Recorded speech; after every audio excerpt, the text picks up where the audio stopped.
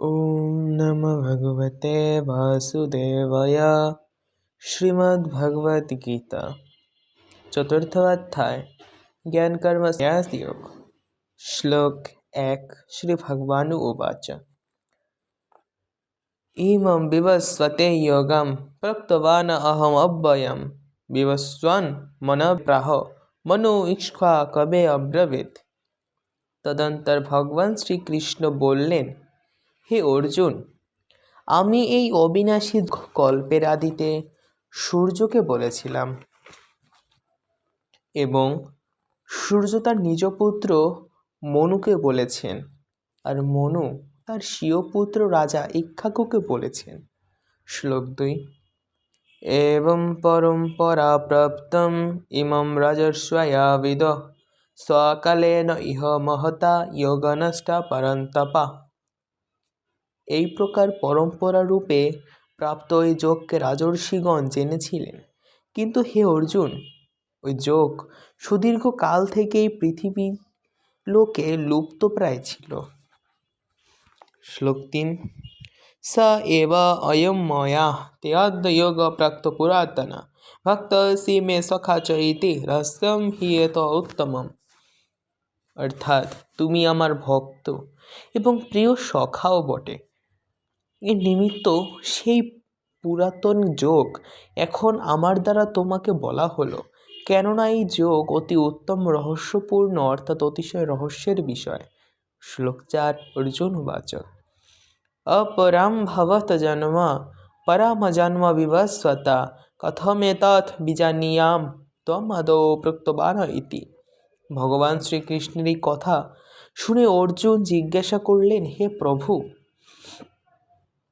আপনার জন্ম বর্তমানে অর্থাৎ এখন হয়েছে এবং সূর্যের জন্ম অত্যন্ত পুরাতন, অতএব এই যোগকে কল্পাদিতে আপনি বলেছিলেন, এ আমি কি প্রকারে জানব? শ্লোক 5। বহুনি মে ব্যতীতানি জন্মাদি তব চ অর্জুনা তানি অহম বেদ সর্বাণি ন তম বৈথু পরন্তপা।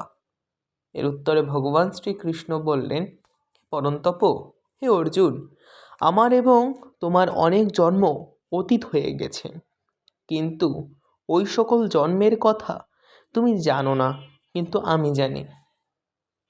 শ্লোক 6। অজ অপি সনাব্যয়াত্মা ভূতানামীশ্বর অপি সনা প্রকৃতিম স্বাম অধিষ্ঠায় সম্ভবামি আত্মায়য়া। এবং আমার জন্ম প্রাকৃত মানুষের মতো নয়, আমি জন্মরহিত এবং অবিনাশী স্বরূপ হয়েও তথা সর্বপ্রাণের ঈশ্বর হয়েও স্বীয় প্রকৃতিকে বশীভূত করে যোগমায়া বা আত্মমায়ার দ্বারা আবির্ভূত হই। শ্লোক 7। যদা যদা হি ধর্মস্য গ্লানির্ভবতি ভারত অভ্যুত্থানমধর্মস্য তদাত্মানম সৃজাম্যহম পরিত্রাণ। হে ভরত অর্জুন, যখন যখন ধর্মের হানি এবং অধর্মের অভ্যুত্থান হয়, তখনই আমি নিজ রূপের সৃষ্টি করি, অর্থাৎ আবির্ভূত হই। শ্লোক 8। পরিত্রাণায় সাধুনাম বিনাশায় চ দুষ্কৃতম ধর্ম সংস্থাপনার্থায় সম্ভবামি যুগে যুগে। অবতার রূপ গ্রহণের কারণ হল সাধু পুরুষগণের উদ্ধার করবার জন্য এবং পাপাচারীদের বিনাশ করবার জন্য তথা ধর্ম স্থাপন করার জন্য আমি যুগে যুগে আবির্ভূত হই। শ্লোক 9। জন্ম কর্ম চ মে দিব্যম এবং ইয়া ব্যক্তি তৎপরতঃ ত্যক্ত্বা দেহম পুনর্জন্ম না অতি ইমাম অতিশ অর্জুনা। এই নিমিত্ত হে অর্জুন, আমার জন্ম এবং কর্ম দিব্য, অর্থাৎ অলৌকিক। এই প্রকার যে ব্যক্তি ইহা তত্ত্ব জানে, সে শরীর ত্যাগ করে পুনরায় জন্ম গ্রহণ করে না, কিন্তু আমি লাভ করি। শ্লোক 10।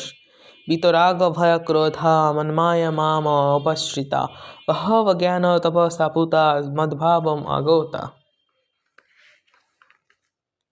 এবং হে অর্জুন, পূর্বেও রাগ, আসক্তি, ভয় এবং ক্রোধারহিত অন্যান্যভাবে আমাতেই স্থিতিযুক্ত আমার শরণপ্রাপ্ত বহু পুরুষ জ্ঞানরূপ তপস্যা দ্বারা পবিত্র হয়ে আমার স্বরূপকে প্রাপ্ত করেছে। শ্লোক 11। ये यथा मां प्रपद्यन्ते तान् तथैव भजाम्यहं मम वर्तानो वर्तन्ते मनस्य पार्थ सर्वशः। কেননা হে অর্জুন, যারা আমাকে যেভাবে উপাসনা করে আমিও তাদের সেইরূপই ভজনা করি। এই রহস্যকে জেনেই বুদ্ধিমান মনুষ্যগণ সকল প্রকারে আমার পন্থাকে অনুসরণ করেন। শ্লোক 12। কস্যন্ত কর্মণাম সিদ্ধিম জয়ন্তে ইহ দেবতা ক্ষিপ্তম হি মনুষ্য লোকে সিদ্ধি ভবতি কর্মজা। আর যারা আমাকে তত্ত্ব জানে না তারা এই মনুষ্যলোকে কর্মের ফল আকাঙ্ক্ষা করে, দেবতাদের পূজা করে, কেননা কর্ম থেকে উৎপন্ন ফল শীঘ্র প্রাপ্ত হয়। শ্লোক 13। চতুর্বর্ণ্যম ময়া সৃষ্টম গুণকর্ম বিভাগশা তস্য কর্তারামপি মাম বিদ্ধি অকর্তারাম অব্যয়ম। অর্থাৎ হে অর্জুন, গুণ এবং কর্মের বিভাগ অনুসারে ব্রাহ্মণ, ক্ষত্রিয়, বৈশ্য আর শূদ্র এই চারি বর্ণ আমার দ্বারা সৃষ্ট হয়েছে। তার সৃষ্টি রচনাদির কর্তা হওয়া সত্ত্বেও অবিনাশী পরমেশ্বরূপ আমাকে তুমি অকর্তা বলেই জানবে। শ্লোক 14। ন মাম কর্মাণি লিম্পন্তি ন মে কর্ম ফল স্পৃহা ইতি মাম অভিজানতি কর্মাভিনাশ বাধ্যতে। কেননা কর্মের ফলে আমার স্পৃহা নেই, এই নিমিত্ত আমাকে কর্ম লিপ্ত করতে পারে না। এই প্রকার যে আমাকে তত্ত্ব জানে সেও কর্মের দ্বারা বদ্ধ হয় না। শ্লোক 15। এবং জ্ঞাতা কৃতম কর্ম পূর্বৈয়াপি মুমুক্ষুভি কুরু কর্মৈব তস্মাত্ত্বম পূর্বৈ পূর্বতরম কৃতম। তথা পূর্বে মুমুক্ষুগণের দ্বারাও এই প্রকার জেনেই কর্ম করা হয়েছে, অতএব তুমিও পূর্বপুরুষগণের দ্বারা পূর্বকালে কৃতরূপে কর্মই করো। শ্লোক 16। কিম কর্ম ইতি কবয় অপি অত্র মহিতা তত্তে কর্ম প্রবক্ষ্যামি যৎ জ্ঞাত্বা মোক্ষস্য অশুভাৎ। কিন্তু কর্ম কি এবং অকর্মই বা কি, এরূপ এই বিষয়ে বুদ্ধিমান পুরুষগণও মোহগ্রস্ত হন। সে কর্ম অর্থাৎ কর্মের তত্ত্ব আমি তোমাকে বিশেষ রূপে বলবো, যা জেনে তুমি অশুভ অর্থাৎ সংসার বন্ধন থেকে মুক্ত হয়ে যাবে। শ্লোক 17। কর্মাণা হি অপি বদ্ধবম চ বিকর্মণ অকর্মণ চ বদ্ধগামা গহন কর্ম ন গতি। কর্মের স্বরূপও জানা আবশ্যক এবং অকর্মের স্বরূপও জানা আবশ্যক, আর নিষিদ্ধ কর্মের স্বরূপও জানা আবশ্যক, কেননা কর্মের গতি গহন অর্থাৎ দুর্বোধ্য। শ্লোক 18। কর্মাণি অকর্ম ইয় পশ্যেত কর্মাণি চ কর্ম ইয়ঃ স বুদ্ধিমান মনুষ্যেষু সা যুক্ত কৃষ্ণ কর্মকৃৎ। যিনি কর্মে অর্থাৎ অহংকার রহিত কৃত সকল চেষ্টাতে অকর্ম অর্থাৎ বস্তুত তা না হওয়া দেখেন, আর যিনি অকর্মে অর্থাৎ অজ্ঞানী পুরুষ দ্বারা কৃত সম্পূর্ণ ক্রিয়ার ত্যাগে কর্ম দেখেন, তিনি সেই পুরুষ মনুষ্য মধ্যে বুদ্ধিমান এবং সেই যোগী সমুদয় কর্মকারী হন। শ্লোক 19। यस्य सर्वे समारंभा कामसंकल्प वर्जिता জ্ঞানাগ্নি সর্বকর্মাণা তমো আহু পণ্ডিতম বুধা। এবং হে অর্জুন, যার সকল শাস্ত্রসম্মত কর্ম কামনা ও সংকল্প বর্জিত হয় তথা যার সমস্ত কর্ম জ্ঞানরূপী অগ্নি দ্বারা বশীভূত হয়, সেই পুরুষকে জ্ঞানী ব্যক্তিরাও পণ্ডিত বলে থাকেন। শ্লোক 20। त्यक्त কর্মফল সঙ্গম নিত্যতৃপ্ত নিরাশ্রয় কর্মাণি অভিপ্রবৃত্তা অপি ন এব কিঞ্চিৎ করতি সা। আর যে পুরুষ সমস্ত কর্মে এবং সেগুলির ফলে সর্বতভাবে আসক্তি ত্যাগ করে সাংসারিক আশ্রয় রহিত হয়েছে এবং সদা পরমানন্দ পরমাত্মাতে তৃপ্ত, তিনি কর্মে উত্তম রূপে নিয়োজিত হয়েও বাস্তবে কিছুই করেন না। শ্লোক 21। নিরাশীয়ত চিত্তা ত্যক্ত সর্ব পরিগ্রহা শরীরম কেবলম কর্ম কুর্বন না আপনতি কিম নিশম। আর সংযত চিত্ত সকল ভোগ সামগ্রীর ত্যাগী এবং আশারহিত পুরুষ কেবল শরীর সম্বন্ধীয় কর্মও করে ও পাপের ভাগী হন না। শ্লোক 22। यदृच्छलाभ सन्तुष्टा दन्दातीतो विमोत्सर समसिद्धौ वसिद्धौ च कृत अपि न विद्यते। এবং অনিচ্ছায় আপনা আপনি যা কিছু পাওয়া যায় তাতেই সন্তুষ্ট সর্বতভাবে মৎসরা অর্থাৎ ঈর্ষারহিত, হর্ষ শোকাদি দ্বন্দ্বের অতীত এরূপ সিদ্ধি এবং আসদ্ধিতে সমতা ভাবযুক্ত পুরুষ কর্মও করেন ও আবদ্ধ হন না।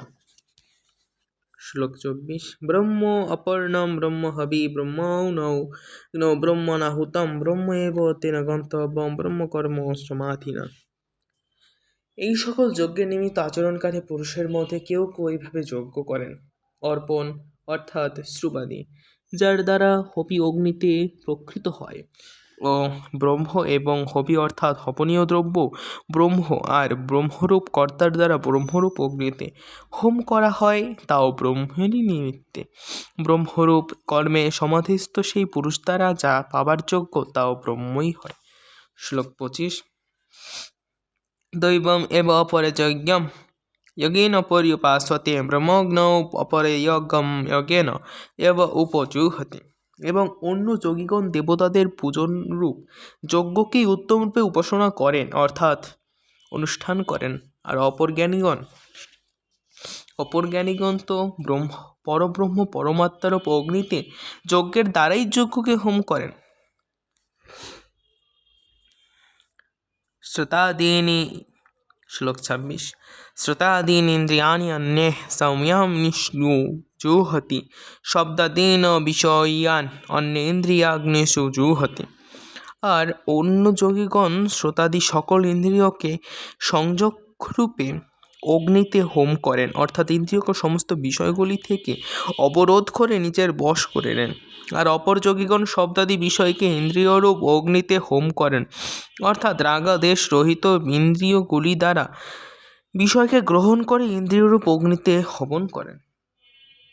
শ্লোক 27। সর্বাণি ইন্দ্রিয় কর্মাণি প্রাণকর্মাণি চ পরে আত্মসংযম বাগ্ন জুহতি জ্ঞান দীপিতে। এবং অন্য যোগীগণ সকল ইন্দ্রিয়ের কর্মচেষ্টাকে তথা প্রাণের ক্রিয়াকে জ্ঞানের দ্বারা প্রকাশিত আত্মসংযমরূপ যোগাগ্নিতে হোম করেন।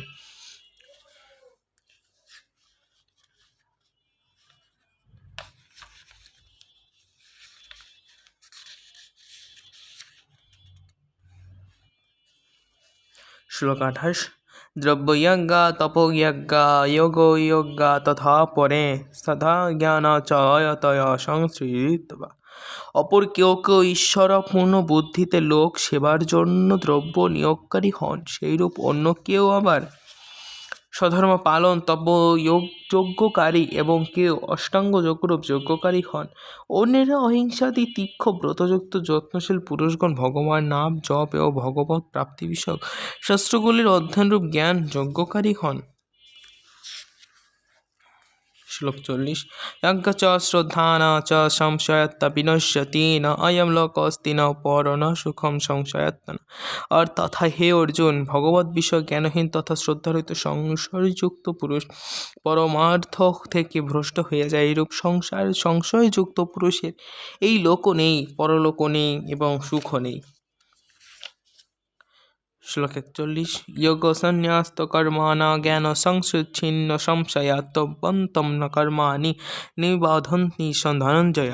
এবং হ্যাঁ ধনঞ্জয়, সমর্থ বুদ্ধিরূপ যোগ দ্বারা সকল কর্ম যিনি পরমাত্মার অর্পণ করে দিয়েছেন, আর জ্ঞান দ্বারা যার সমুদয় সংশয় বিনষ্ট হয়েছে, এরূপ পরমাত্মা পরায়ণগণ পুরুষকে কর্ম সকল আবদ্ধ করে নেয়। শ্লোক 42। তস্মাৎ অজ্ঞান সমুত্ততম হৃষ্টম জ্ঞানস্নাত্তন ছিত এনম সংশয় যোগবতিষ্ঠ ভারত। অতএব হে ভরতবংশী অর্জুন, তুমি হৃদয়স্থিত এই অজ্ঞান থেকে উৎপন্ন নিজের সংশয়কে জ্ঞানরূপ অসি দ্বারা ছেদন করে সমত্বরূপ কর্মযোগে স্থিত হও এবং যুদ্ধের জন্য স্থিত হও। হরে কৃষ্ণ।